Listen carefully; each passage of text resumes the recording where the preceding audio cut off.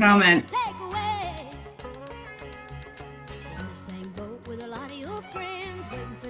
Ship will come in and the tide's gonna turn and it's all gonna roll your way. Working 9 to 5, what a way to make a living, barely getting by. It's all taking and no giving. They just use your mind and you never get the credit. It's enough to drive you crazy if you let it. 9 to 5, yeah, they got you where they want you. There's a better life. You think about it, don't you? It's a rich man's game, no matter what they call it.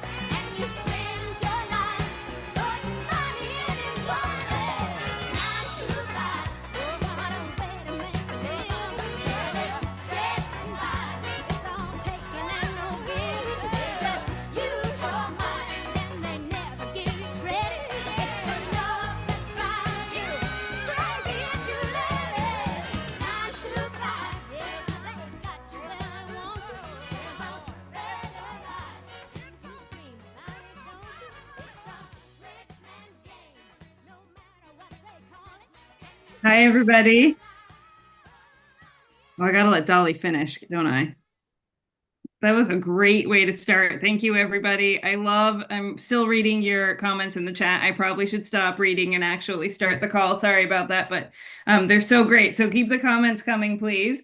Thank you, everybody, for being here tonight for our Federal Workers Fight Back call. This is our emergency organizing call. We're so excited to have you here and so excited to see so many people who are ready to fight back and get and sort of figure out how we're going to respond to the executive orders from the other day and also just sort of everything that has been going on. I'm really excited about the plan we have for tonight and the speakers who we have set up ready to talk to you. If we can hop over. Thank you so much. So these are our speakers for the night. Oh, I forgot to introduce myself, didn't I? I'm Elisa Tafty. I'm president of AFGE Local 2211. I've been a federal employee for about 11 years, and I am a member of the Federal Unionist Network Steering Committee.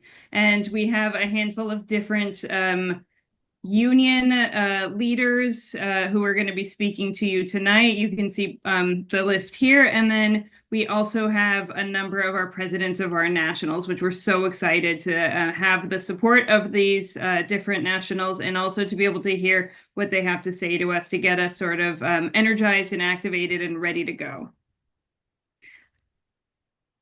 So first up, I do want to I want to name and thank all of the sponsors. I want to make sure I do that. You saw their logos, most of their logos on the first slide, but I want to thank IFTPTE, NFFE, AFGE, UAW, and CWA, SEIU as well on there as well. I think I covered everybody.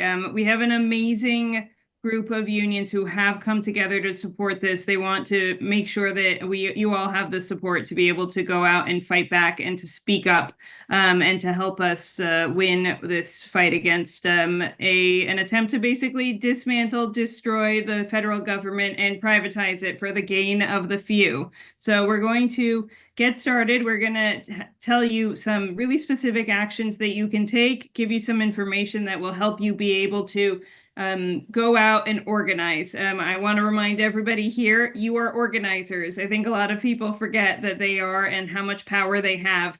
And so by being here, I already know you're organizers. I hope that most of you already know that you're organizers, but I'm confident that by the end of this call, you will know you are organizers and you'll be ready to go. And we're going to help you every step of the way.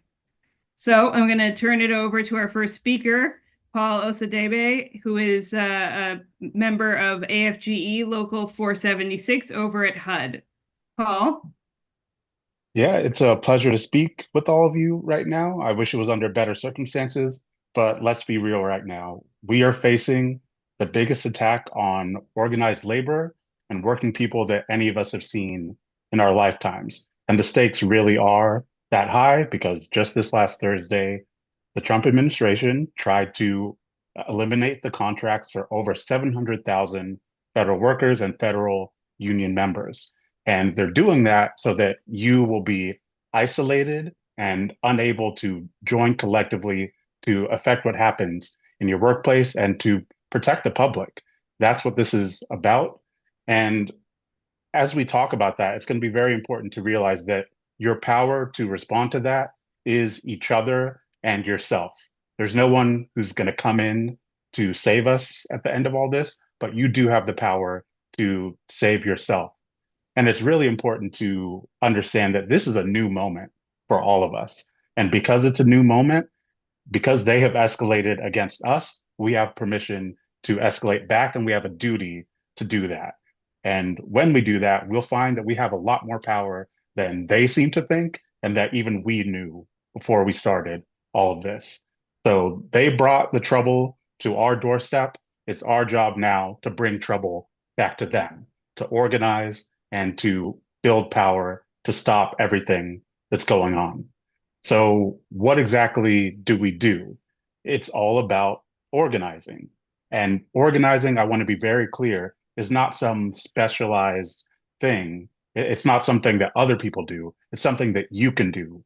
Because what it means is just having conversations, honest conversations with your coworkers, your community members, people you go to church with, the people around you in your community, talking to them about real issues and understanding their fears, their hopes, and what's keeping them from taking action. It's about presenting specific actions to them so that they know what could potentially improve their situation and coming together to build the power to take massive collective action. And that's what we're going to talk about on this call. But more concretely, a big organizing ask that you can do in the very near future, starting tonight, is to go all out for April 5th. There are going to be nationwide actions all across the country where people are going to be saying, hands off our union contracts, hands off our government, hands off our jobs, hands off just our lives. And you can be an organizer by getting your coworkers, your community members, everyone around you to commit to going to an event, bringing other people to the event, and really making your voice heard as federal workers, as members of the labor movement, and as just ordinary working Americans. And you can start off really simply. What you can do is create a chart of everyone in your workplace, your church, your school, and say, these are the people in the union or who are already ready to take action. These are the people who are a little more reluctant. These are the people who are opposed. Figure out who's in each of those spots, and then figure out who are the members of your community, your workplace, whoever, that are the people that other people respect and follow. Put them all on a chart, literally put it on the wall, put it in your phone, make it publicly available, and then go through one by one and talk to everyone around you. Directly talk to them. Just have a conversation and say, hey, the stakes are so high right now, but when we act collectively and not separately, and when we are not ruled by fear like they want us to be, we can build the power to stop all of this. So that goes to one-on-one conversations in the workplace. And then you make specific asks. You say, can you commit to coming to this event on April 5th? Will you ride with me to go to this? Will you sign this petition and potentially march on the boss that's firing you or going along with canceling your contract? You can take it to them. You can just say, we are united and we want you to stop this, or you can have a problem with all of us. You can demand that everyone in your local or your community join your union and join to take collective action to stop what's happening. And when you take those collective actions, you can build the power to stop everything that's happening and create a crisis for the administration because they think they can just act towards us and we're just going to sit here and take it. But I'm wearing this AFGE shirt with the fist on it to show that I'm not going to take it. And I know you out there are not going to take it either. We have the power to stand up and stop this. So that's what we're going to talk about for the rest of the call. Specific steps to go along that path to building power, to getting out in the streets in massive numbers, not just with the activists, but with everyone in our communities. And when we do that, we will win.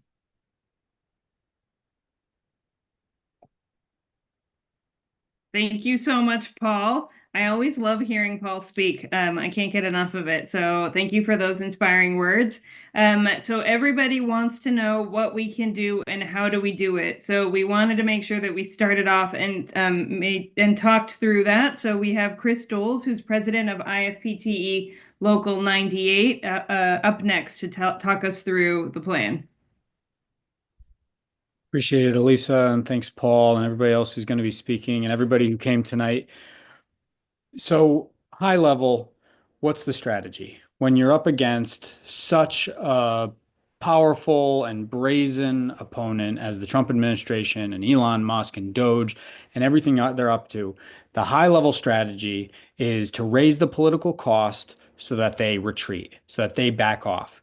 And the only way we can raise the political cost high enough is going to be if we, as federal workers, can lead the way with the broader public, with other unions behind us to say that anybody who supports this in Congress, anybody who pursues this agenda is going to see their careers, their political careers cut short because this is so offensive. Because we know this isn't really about government efficiency. We know this isn't really about national security. This is about gutting the services that regular Americans depend on. And if we can connect those dots and make it clear it's about defending the Veterans Administration and healthcare, it's about defending Social Security, it's about defending all the things that federal workers do, and that we're going to stand with them, the broader public, we can raise the political cost. That's the strategy. So federal workers are in a really important place right now to stand up, not just for ourselves, but also for the broader society. The broader public is what's at stake. So in order to create a mass backlash, to raise the cost high enough, we need to bring out much bigger numbers than we've seen so far. And in order to do that, there's in organizing and unions, we talk a lot about mobilization. We talk a lot about organizing.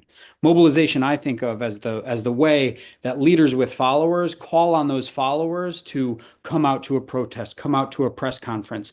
And that's fine. There's a place for that. We need that. And anybody who's on here who has followers, any local leaders, any national leaders who have followers, put out that call, mobilize your base. But the real source of power is to actually build an organizing strategy. And the difference between mobilizing and mobilizing is really only something somebody with followers can do, right? What is somebody who may not have an organization that they lead to mobilize? Maybe you can mobilize a few people in your influence, but the difference is, whereas mobilizing is only something somebody with official followers can do, organizing is something everybody can do. Because everybody can organize their coworkers, their neighbors, the people they go to church with. Everybody can become an organizer. And it's, in fact, that's the only way we're going to be able to fulfill that strategy and raise the political cost high enough, is if everyone, it looks like 2.5K of us on this call, need to become organizers if you're not already. And so we're going to talk about what these attacks have meant so far, but everything this week and beyond for the weeks and months until victory is going to be all about how to become an organizer. You can go to the next slide, please. So the first thing we want to focus everybody's attention on is 6 days from now, all out for April 5th. This was put out by a bunch of different community organizations, and unions have been piling on to support it. And there are, if you see the map, I'm sure it'll be shown on the screen at some point, hundreds of different actions all over the country. There's definitely one near you. Here's the map. And there's going to be more. You go to the website, you find out which one's the closest. But the most important thing, instead of just being mobilized because you heard the call here tonight or otherwise, the thing you need to do is to make a list of 5, 10, 15 of your coworkers and check in with them. And when you check in with them, you spend the first 5, 10 minutes of that conversation finding out how they're doing, how they're coping. We all know that federal workers have been intentionally traumatized by this administration. Listening is the most important thing you can do to open up an organizing conversation. Yes, you're going to get to that ask. Yes, you're going to tell them, I'm going out on April 5th. But first, make sure that they feel heard. Really hear them. Listen to them and find out, because that's the glue that's going to bound your organizing committee together that's going to be capable of not just turning out larger numbers on April 5th, but on confronting the boss and defending a coworker against what would have otherwise been an illegal termination, or whatever the thing is that you're going to need your union to keep doing, even though they don't recognize your union. It's the organizing culture that you develop by developing those bonds between you and all your coworkers. That's where the power comes from. So this next week, we're talking to as many of our coworkers. And for those of you who aren't federal workers, it's your neighbors, it's the people that you worship with, it's the folks at the PTA meeting.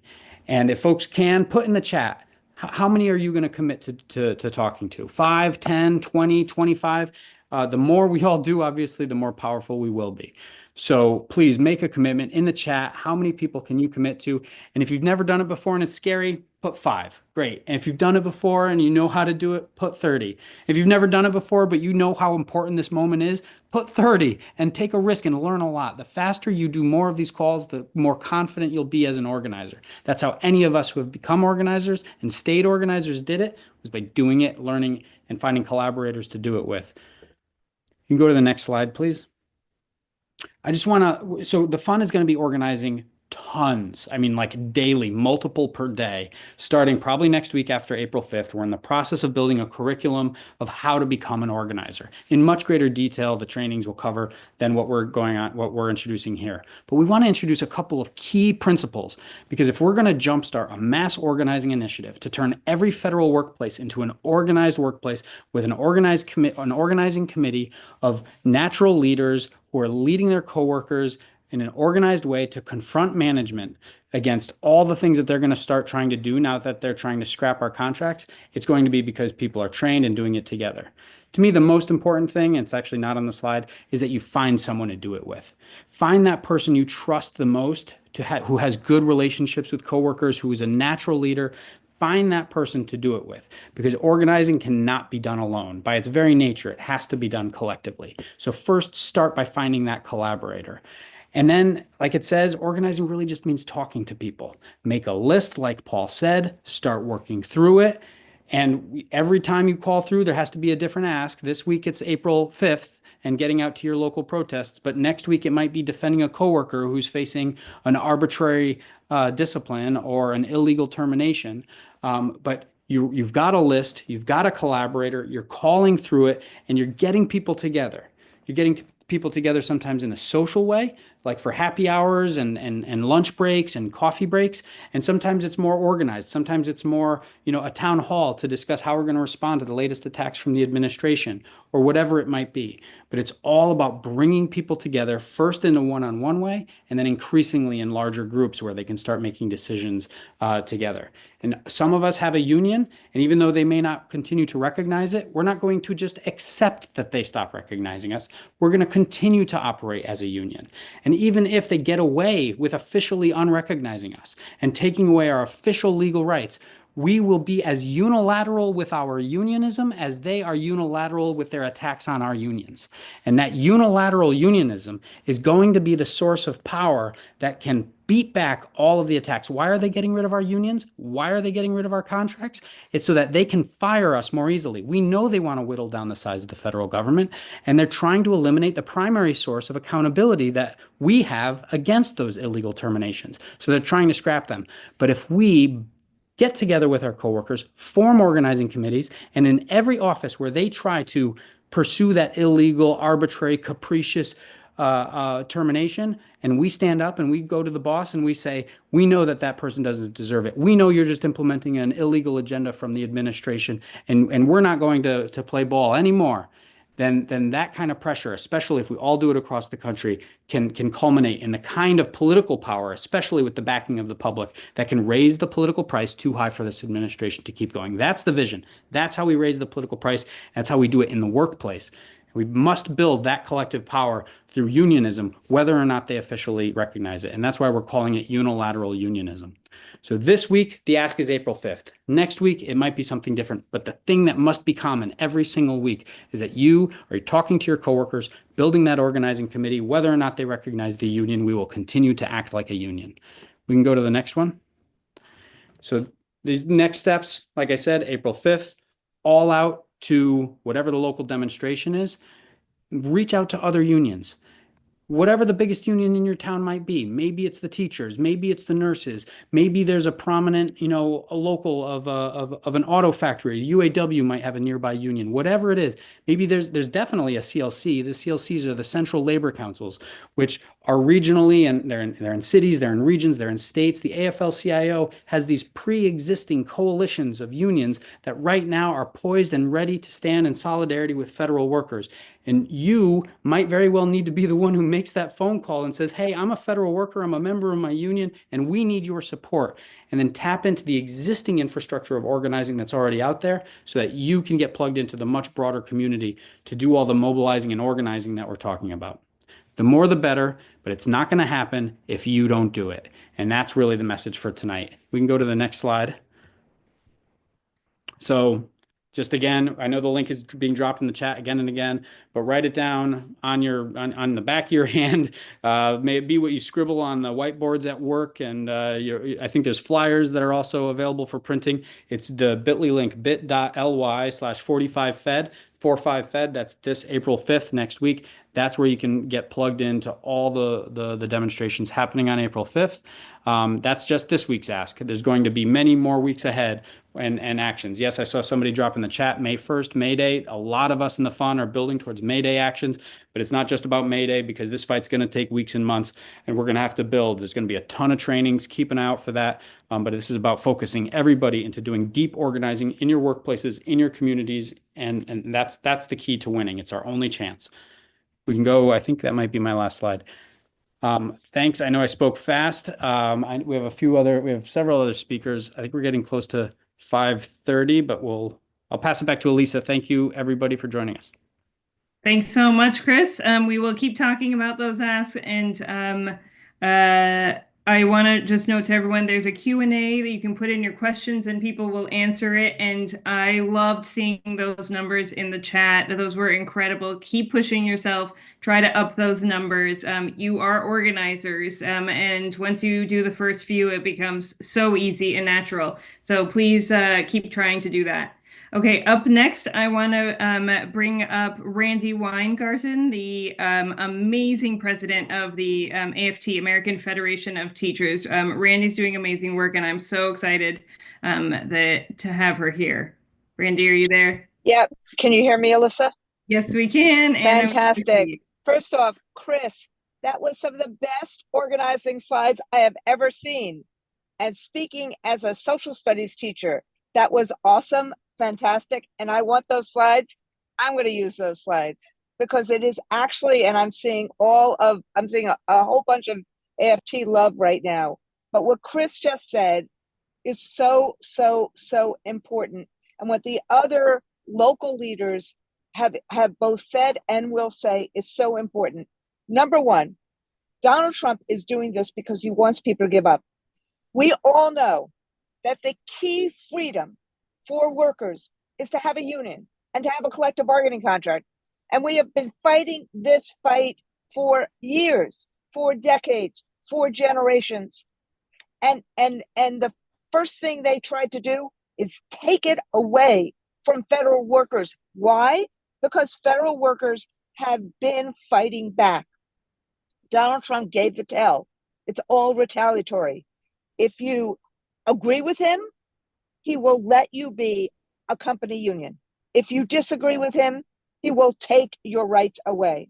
And so what Chris just said about all of us having to organize and doing the organizing conversations are really important. It doesn't matter how small it is. It doesn't matter if you talk to one person or two people or 5 people or 100 people. The first thing one has to do is not give up and not give in, and to form a community. Like in King's last book, he asked the question, chaos versus community. What collective bargaining is, what our unions are, they are community. They are community to do some really special things, meaning to have a contract, to get wages, to get benefits, to get retirement security. There are very few other entities or communities that can actually do that kind of economic work. That's why they try to take it away. That's why they fight it in the private sector and the public sector. So, number one, we, AFT, fastest growing union in the country, we are with you. We have been through some of these fights. We saw Scott Walker take away bargaining in 2010. We've seen other states attempt to do it to public workers. We've seen the union busting in the private sector. Finally, right now, people understand that unions are really important. But wait, what makes us important is the kind of community that we're creating, the kind of community that Chris just talked about. So, community has to see each other. We have to see each other organize. We have to have each other's back. We have to tell the stories about what we do and who we are and how we make a difference in the lives of people. And every single federal worker makes a difference in the lives of people, just like every member of mine, the healthcare workers, the education workers, the public sector workers make a difference. So we have to do all that. But the most important thing we have to do is organize and be together. And that's why April 5th is so important. Chris also was right. We're not going to turn this around in a day. But if we as community work together, we will turn this around. See already what happened in a district in Pennsylvania that has never voted for a Democrat. I'm not talking about the Democrats versus the Republicans right now, but I'm talking about that was a fight back against Donald Trump. There's been fight backs all over. People have to see us together. That's why April 5th is so important. And then we have to do more and more and more. Today in Turkey, 2 million people were out on the streets today in Turkey saying to their dictator, no, not on our watch. So this is a really scary moment when they take collective bargaining from you. I've seen this happen in our units and hear what I just said. We are the fastest growing union now because we turned it around. We told stories. We bring people together. We focus on the issues: education, Medicaid, Medicare, Social Security, people having a better life, opportunity for all, dignity for all. That is what federal workers do. So we are with you, step by step, shoulder to shoulder, and we'll be there on April 5th, and we'll be there every step of the way until we turn this around so that people have the freedom to bargain, the freedom to have a contract, the freedom to be engaged and say whatever they want to say in America, non-violently, of course, because that is what America is, and that is what you are, and that is who you are. Thank you, all of you. Thank you so much, Randy. See, I told you guys you would love her, and I see all of the hearts showing up. That was amazing. Thank you for being in this fight with us, and thank you so much for your support.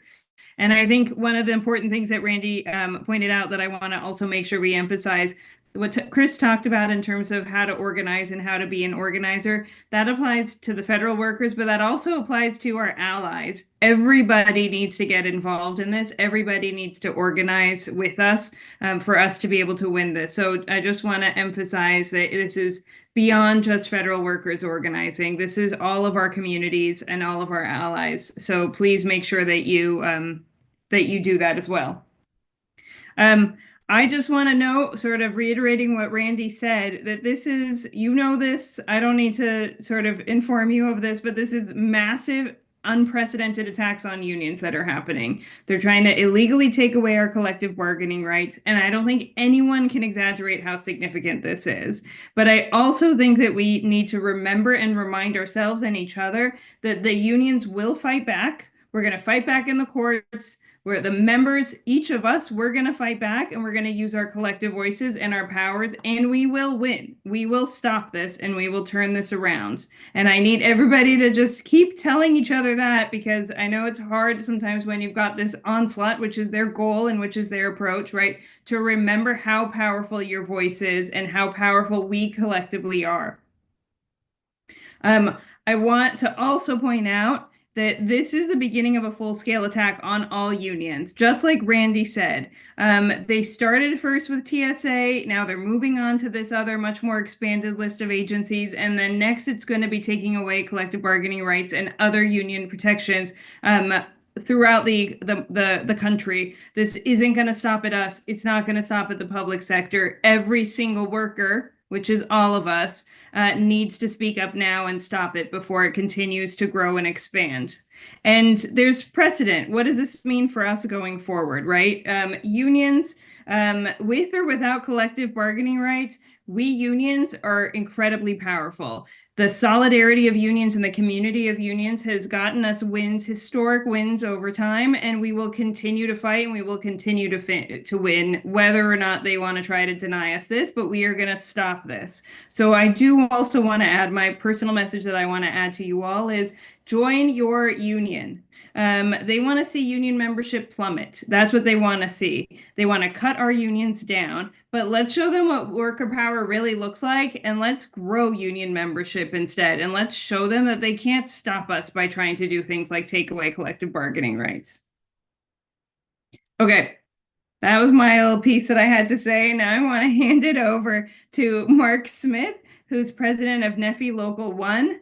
Out in San Francisco. And Mark's going to tell us a little bit about what the impact of the rollback of rights can have on patient care. Thanks, Mark. Thanks, Elisa, and thanks everyone so much so far. Really exciting stuff. So just like the teachers, like Randy Weingarten was talking about, their teachers' working conditions are their students' learning conditions. And similarly, in the VA healthcare system, our working conditions are our veteran patients' healing conditions. And, collective bargaining rights enable us as healthcare workers to fight for the safe, healthy, and fair working conditions that we need, right, to provide the safest, highest quality care for our veteran patients and our families. And that is a message that we need to be taking to the public across the country. So the Veterans Healthcare Administration is sort of unique in that we have clinics and medical centers across the country in all 50 states, in cities, in small towns, everywhere across the country. We have close to 400,000 employees currently covered by collective bargaining agreements right now. And we serve over 9 million veterans. So everyone in this country is somehow connected to the Veterans Health Administration, and everyone who is involved can be an organizer, right? 30% of our employees as well are veterans themselves. Everyone needs to be out in their community, whether it's going down to their local Legion Hall, their VFW hall, and talking to folks, getting veterans groups involved. Those strong union contracts, they allow us to speak up without fear of retaliation, right? About unsafe staffing levels, right? There are critical shortages of nurses and other healthcare professionals across the VA right now. Those union contracts and the enforcement of those union contracts allows us to speak up and advocate for safe patient care. When we have insufficient supplies or personal protective equipment, like we saw during the COVID pandemic, having those union protections allows us to speak up and push for better. It also allows us to guarantee adequate training, right? And make sure that during a staffing shortage, we don't have folks assigned to care who don't have the proper training to do it, right? Making sure that all of us are protected from workplace violence, right? We've seen a massive increase in violence in healthcare in the last few years. Having those strong worker protections helps us prevent that. There's also a burnout crisis in healthcare, right? And for the most part, what we get from the boss is a pizza party, right? We get a pizza party or a lunchtime mindfulness training, right? But we know that what unions push for and what our contracts push for are things like safe staffing, flexible schedules, better pay and benefits, all of those things that help us have the conditions that we need to fight for our patients. So I'm not going to take up too much time, but I'm just going to say, let's get all out there for April 5th. Everywhere in the country, big cities, small towns, in front of our VA healthcare clinics all across the country. There are over 1,300 of them. It's a system worth saving, and we need to fight back. So take good care. Thanks. Thank you so much, Mark.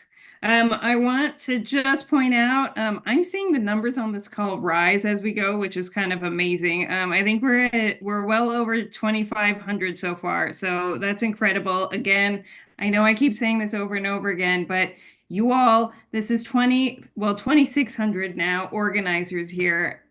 Each of you going out and talking to a handful of people go for 5, go for more if you can. Think about the numbers that we can reach and the numbers of people who we can get active and in this fight with us. So good job. Thank you. This is amazing. Tell all of your friends.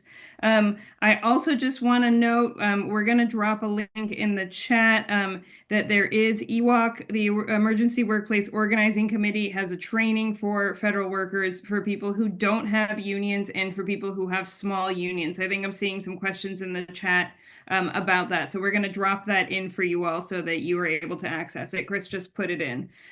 So we're covered on that now. And then, so now I'm going to bring out Micah. Micah Niemeyer Walsh is vice president of their local AFGE Local 3840, a little more AFGE love. I'm never going to be mad about that. So I want to note that, so we've been hearing about things that we can do and sort of talking about organizing broadly. And Micah is going to tell us a little bit about some of the actions they've done. So you can get kind of an example for what does this look like? How do we do it? Things like that. And their experience with coordinating with other federal and private sector unions in order to support their members. So thank you for being here, Micah. Take it away. Thank you so much, Elisa. So yeah, as Elisa mentioned, I'm Micah Niemeyer Walsh. I'm vice president of my union, AFGE Local 3840. We represent employees at the Centers for Disease Control and Prevention, or CDC, in the National Institute for Occupational Safety and Health, also known as NIOSH. We're based in Cincinnati, Ohio, and we are all researchers and the other wonderful staff that support workplace safety and health research in this country. So prior to January 2025, my main focus was really supporting my local.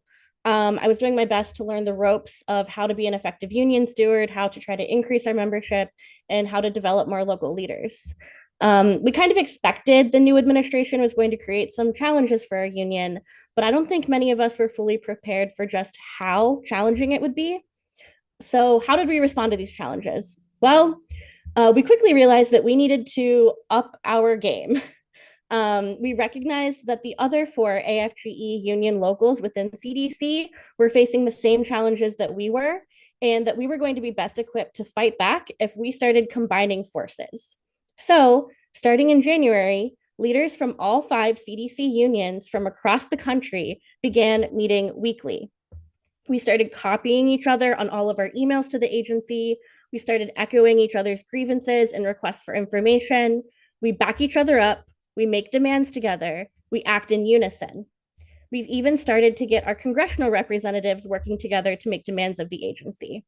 And the people at the agency who are tasked with enforcing the DOGE agenda absolutely hate it.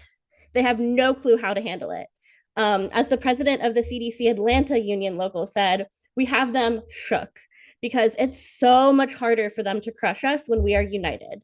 They can't continue to spread misinformation or divide us if we are all talking and working together. The CDC unions also worked together to quickly issue a public statement strongly opposing the mass layoffs and destruction of the Department of Health and Human Services, CDC, and NIOSH that has been proposed by RFK Jr. last week. The American people rely on the services that CDC provides. Can you imagine if there was another pandemic and CDC was understaffed and less prepared?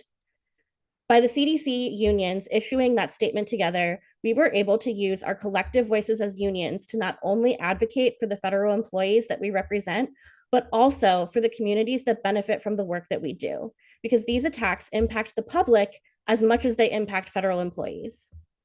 Through the alliance that the CDC unions have formed, we've already accomplished so much. And I feel so much more confident that we will be able to defeat this authoritarian attempt to take away our collective bargaining rights now that we are working together. Additionally, to build strength locally here in Cincinnati, my union has also started working more closely with the Cincinnati AFL-CIO Labor Council. On February 19th, my union held a rally across the street from our local Tesla dealership. You might have seen some pictures from that rally on some of the slides earlier. Our demands were to stop the attacks on federal workers and to save our services. In just a matter of days, with the help of our Labor Council, we were able to pull together an event with representation from the CDC, the VA, the Social Security Administration, plus non-federal unions like the electrical workers and the teachers, and so many community members. Despite the 20-degree weather and the snow, the local news reported that about 200 people showed up and stayed to speak and chant for several hours outside of the Tesla store to make our message heard. And the relationships we built with other unions and community members through that event continue to grow.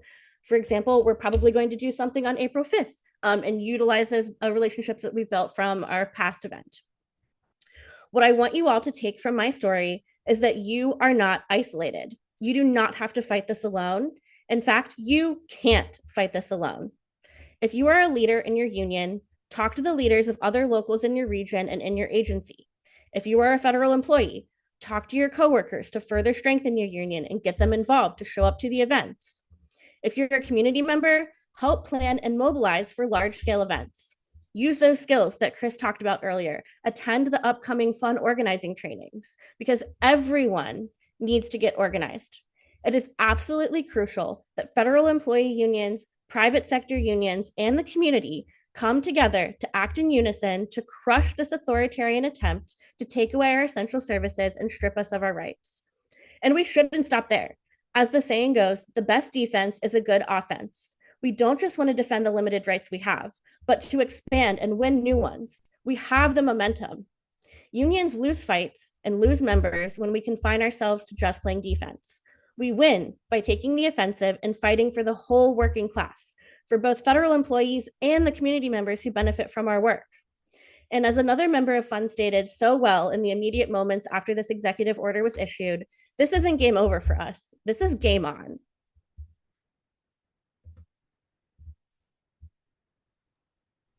Thank you so much, Micah. Okay, I want to add, Micah referenced some trainings, the fun organizing trainings. We have those. I think they start, they ramp up after April 5th. So we want everyone focusing on April 5th, but we'll have a lot of trainings set up. So can somebody drop that chat in, please, or drop that link into the chat so that everybody who wants to sign up for some of our trainings. That is not it yet, sorry. Just keep an eye out on the chat if you want to sign up for our trainings, and we will make sure that we get you that information. Okay, now I want to move over to, we have a couple more of our national leaders who I'm so excited are here. I'm so grateful for the support you all are giving us and the encouragement that you're going to be giving to everybody who is here. I'm going to move next to Matt. Yes, am I moving to Matt? Sorry, I think I might. No, I'm going to move to Randy Irwin, who is president of the National NEFI, National Federation of Federal Employees. Go ahead, Randy. Thanks for being here. Can you hear me? Yes. Can everybody hear me? Great. Okay. Well, thank you for the opportunity to be here today. And thank you for holding this call on such short notice. It's great to see everybody kind of springing into action. I'm Randy Irwin. I'm the national president of NEFI, the National Federation of Federal Employees, proud affiliate of the IM and the AFL-CIO. Shout out to all the NEFI IM members out there. Thank you for your membership. Your union loves you. We appreciate you. So, by now, everybody knows about these awful Trump executive orders to gut collective bargaining in the federal government. A couple things to remember. This is the biggest attack on collective bargaining rights that we have ever seen in this country by a wide margin.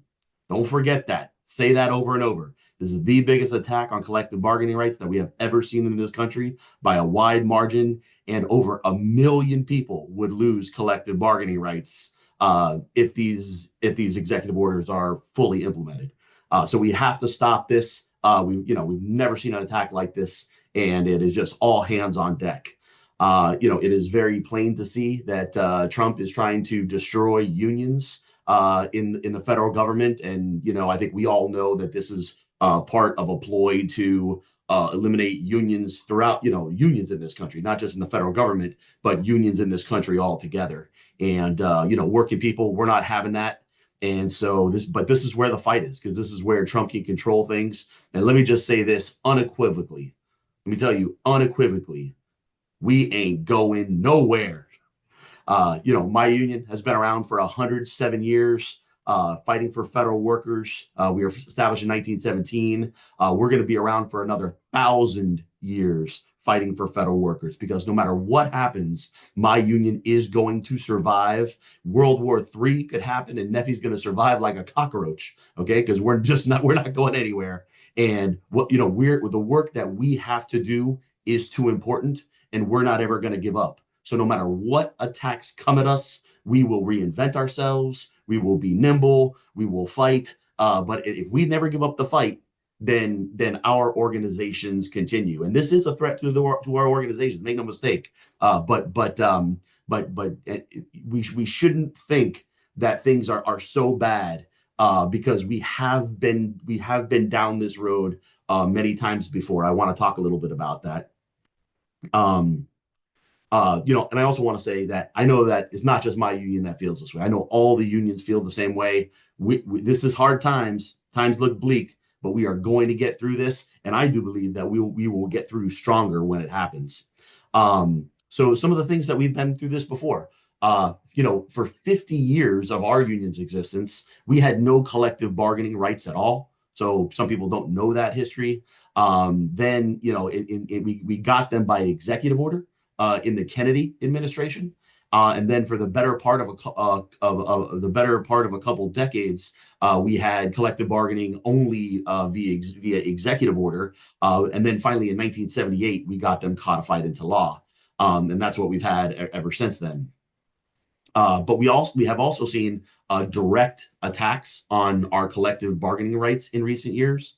Back in 2002, Congress stripped bargaining rights for all Department of Defense workers. And this was a Bush administration effort called National Security Personnel System. As soon as they kind of, got that initiation started and got that legislation passed, all the unions came together. I mean, we came together to fight it, but they were still successful getting the legislation passed. But we didn't give up. I mean, they collective bargaining rights were gone by law for defense workers. And we said, we are not going to give up. We are going to keep fighting. And so it took us 8 years, but all the unions came together, something like 40 unions under a coalition called the United DoD Workers Coalition. All those unions are still around working together today. And so we are going to go at this the same way we did under NSPS. We fought that legislation tooth and nail.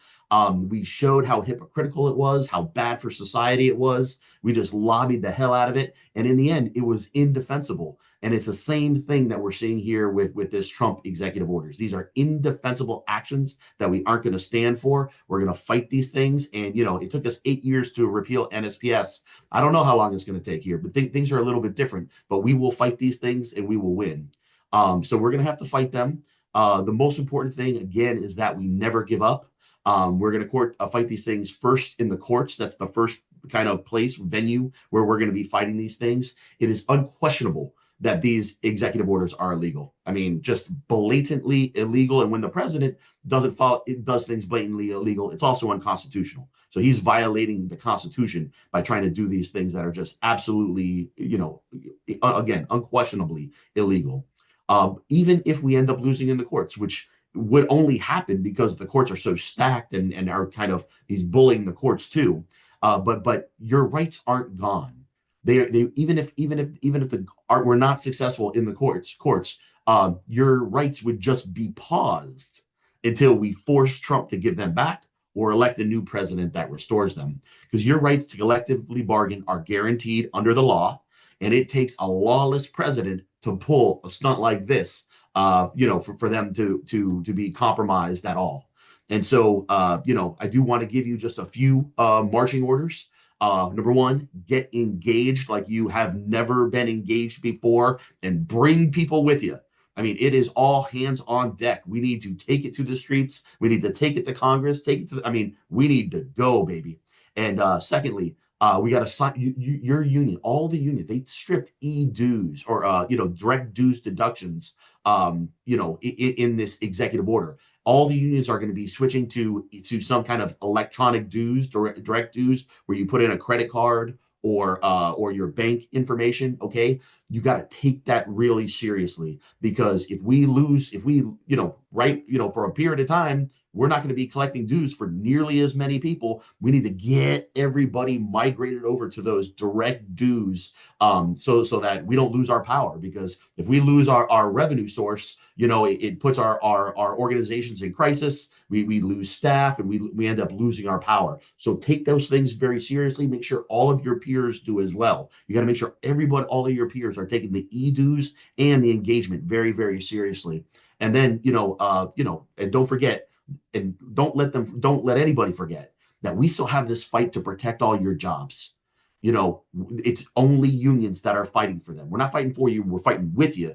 But it's, if the unions aren't here, we're not going to be able to protect these important jobs and the important work that you all do for the American people. And it'll get, and all of that good stuff will be lost to another tax cut for billionaires that we just can't have. So take those two things seriously. And then finally, big day of action, April 5th. Take that one seriously. And then let's just build on that. We need to show the American people that these sorts of things just can't happen. Thank you for your time. That was awesome. Oh, well, I started talking before I unmuted again. Thank you so much, Randy. That was awesome. I love seeing sort of the solidarity that we have coming together. We see it in the people, the 2,600 people who are still on this call, from all the different unions, meeting and getting to know each other and talking together and helping each other out. And I think you all are setting such an amazing example being here, as well, representing the nationals. I'm sorry, Matt, for starting to introduce you and then forgetting or misreading my handwriting, thinking that I had noted something else. So thank you so much, Matt, from IFPTE, the International Federation of Professional and Technical Engineers. Did I get that right? Yeah, yes, you did, and no problem, Alyssa. Not no problem at all. Always happy to defer to Randy, my brother, my union brother. Hey, thanks for the invite to be here again tonight. Much respect for your organizing ability. I mean, you have, according to what I'm looking at, 2,000, over 2,500 people on this Zoom meeting. So, much respect to you for organizing all these folks. I think the last one we were on, you had, I don't know, 65, 70,000. So hats off. I'll try and just address stuff that maybe haven't been talked about yet. I've seen in the chat, folks are wondering about, they said this is illegal. It is illegal.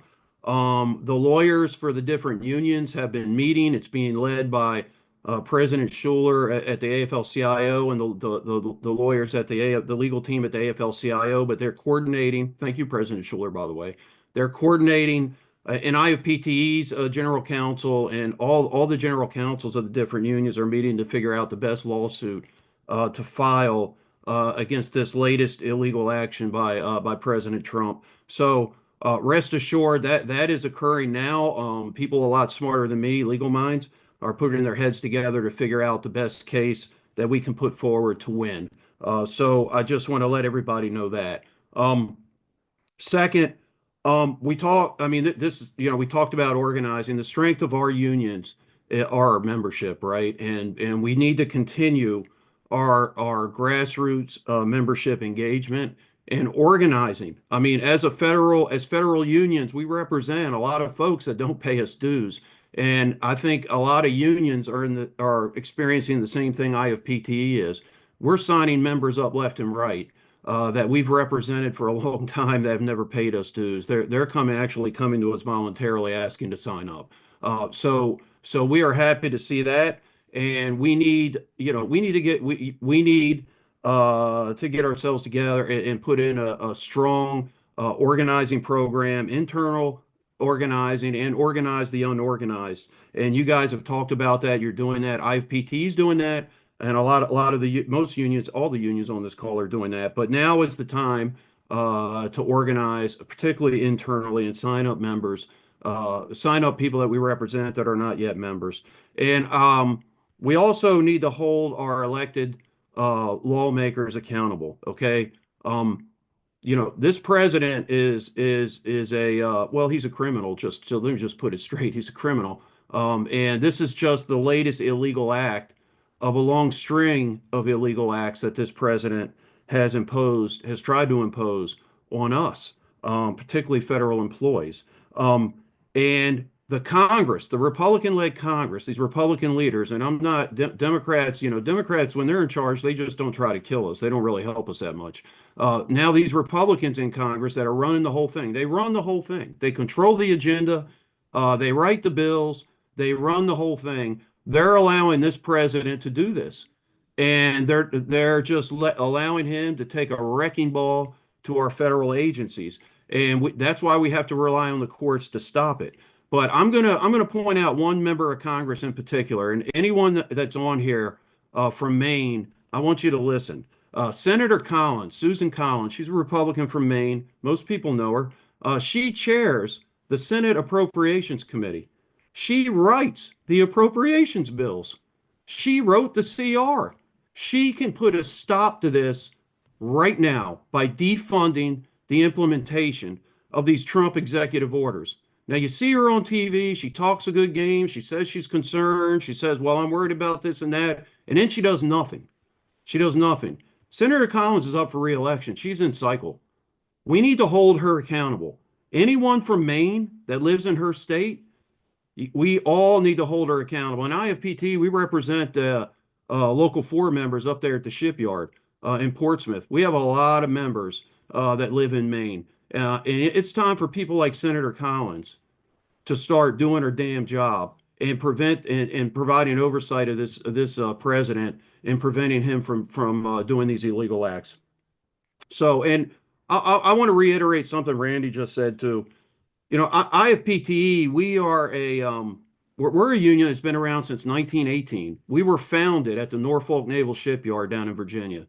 We were around long before we had legally protected collective bargaining rights. Most unions were around long before there were legally protected collective bargaining rights. You know why we made laws to put in place collective bargaining rights? Because workers organized, workers stood up, not just in the federal sector, in the private sector as well. And we got laws that put in place collective bargaining rights so workers could join together and bargain collectively. But we've been around. We've been unions long before we had laws that told us we had collective bargaining rights. So if this President Trump and his co-president Musk think they're going to take away our collective bargaining rights and eliminate us as unions, they're wrong. They're mistaken. We're only getting stronger. We're going to continue to get stronger.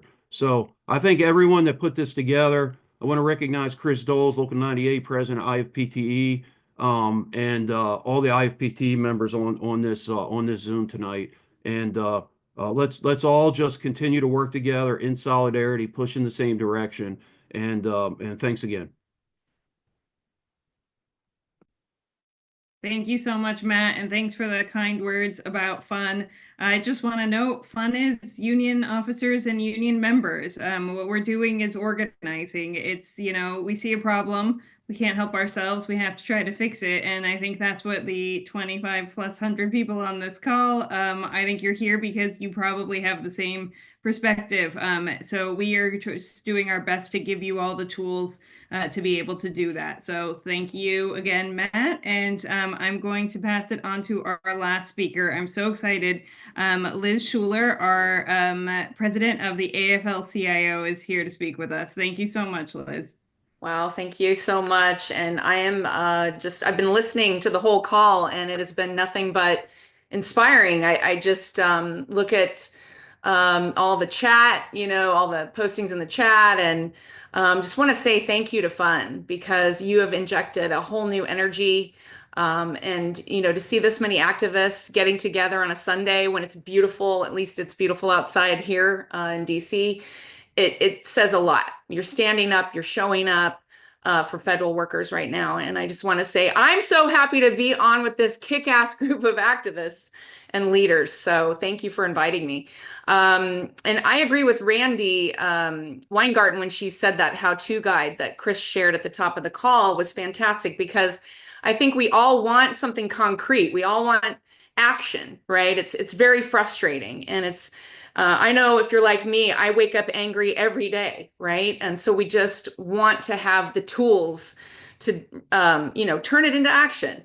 And I wanted to bring the voices of our umbrella organization, right? The American Federation of Labor Congress of Industrial Organizations, AFL-CIO, is an umbrella of 63 unions, and it's 15 million working people all across this country.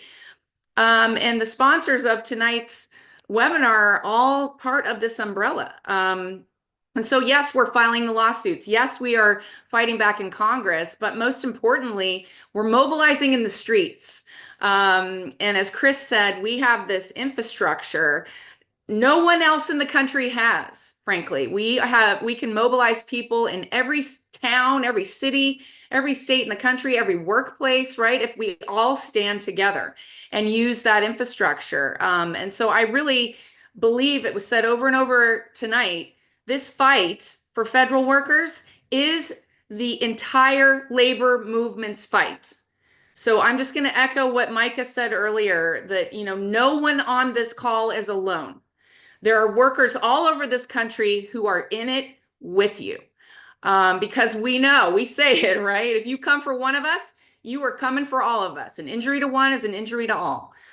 Because the cuts that we're seeing, these are not line items on a spreadsheet, right? These are our lives. These are our communities. These are the services that we count on. I keep saying, do you want safe food to eat? Do you want clean water to drink? Should veterans have health care when they come home? That is what we are talking about. There is no one in this country that these cuts do not touch.